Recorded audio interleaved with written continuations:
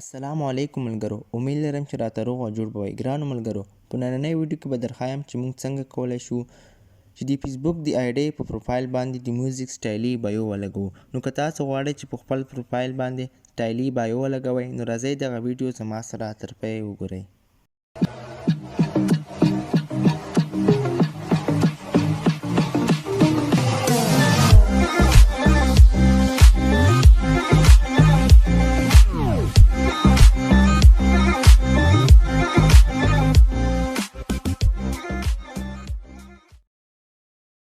نو را به شئ فیسبوک ته، خپل فیسبوک به خلاص کړئ. کله چې تاسو فیسبوک خلاص کړو نو بیا به پاس سرچ ته راشئ. په سرچ کې به ورکئ نوید قرار اوفیشل. کله چې تاسو په سرچ کې نوید قرار اوفیشل ورکړو نو تاسو به زما پیج ته بوځي.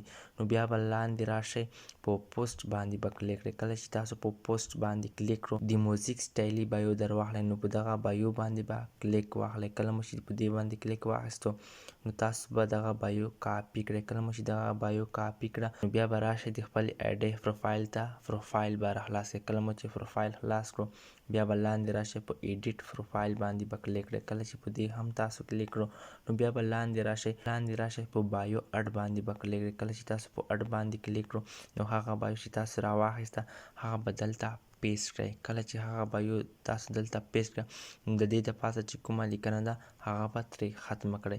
کله مو چې هغه ترې ختمه کړه نو د هغې په ځای به دلته تاسو خپل نوم ورکړئ.